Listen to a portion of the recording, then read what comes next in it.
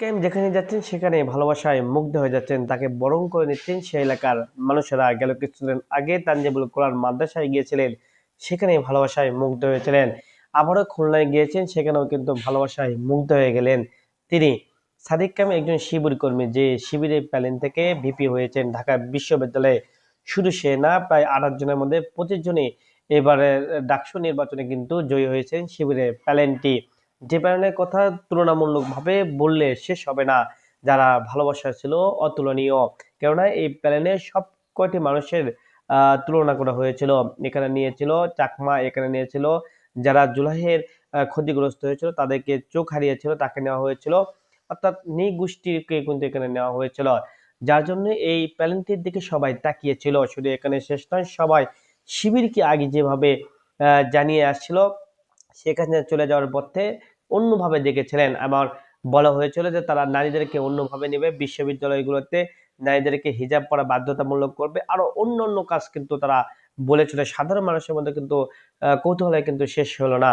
তবে ডাকসু ভিপি হওয়ার পর থেকে যেভাবে কাজ করে যাচ্ছে সাদিক কায়েম এবং তার দলবল, যা মানুষকে তাক লাগিয়ে দিচ্ছে।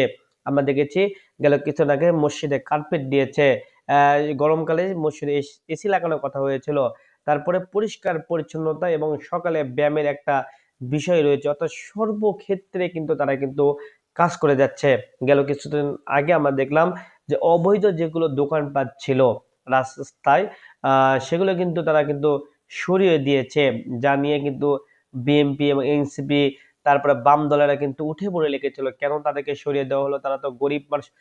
অযৌক্তিক কিছু কথা বলেছিল তারা, কিন্তু সবকে পিছিয়ে পেলে কিন্তু তারা কিন্তু এগিয়ে যাচ্ছে। কিন্তু গেল কিছুদিন আগে কিন্তু গেল কয়েক বছরে কিন্তু হিসাব নিকাশ চাওয়ার জন্য কিন্তু তারা কিন্তু শিক্ষকদের কাছে গিয়েছিল এবং বলেছিল যে গেল বছরের গুলোতে কি কি হিসাব হয়েছে, কত টাকা রয়েছে এখন পর্যন্ত, সেই একটা তথ্য পাওয়ার জন্য কিন্তু তারা গিয়েছিল। এবং তারা বলেছিল কোনো টাকা নেই, বরং তাদের ফান্ডের থেকে কিন্তু আরো টাকা খরচ হয়েছে, এমনটা কিন্তু তারা উল্লেখ করেছেন।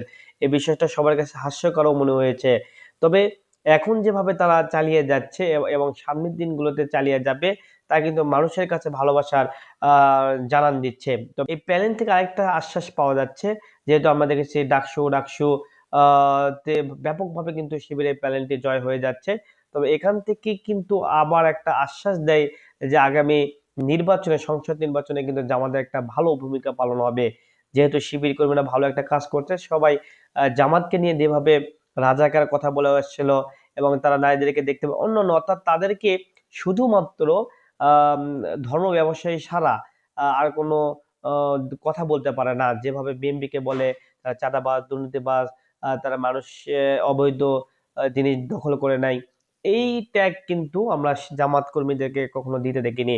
তাদেরকে একটা কথাই বলে থাকে, তারা ধর্ম ব্যবসায়ী, ধর্ম কথা বলে থাকে। তবে এই সাদিক কাইম এর প্যানেলটি যেভাবে কাজ করে যাচ্ছে, তাতে করে জামাতের জন্য অনেক সুবিধা হবে। যে না, এই প্যানেলটি যেভাবে কাজ করে যাচ্ছে, তাহলে জামাত কর্মীরা যদি এমপি হতে পারে, তারা যে কথাগুলো আমি বলছি সেই কথাগুলো রক্ষা করবে বললেও তারা মনে করছে। তবে কি হতে যাচ্ছে আগামী নির্বাচন, তা দেখার জন্য হয়তো সময়ই বলে দেবে। এবং সাদিক কাইম সহ আরো যারা ভালো মানুষ রয়েছে, তারা কিন্তু খুব ভালোবাসা পেয়ে যাচ্ছে এবং সামনে আরো ভালোবাসা পাবে বলেও প্রত্যাশা করছে।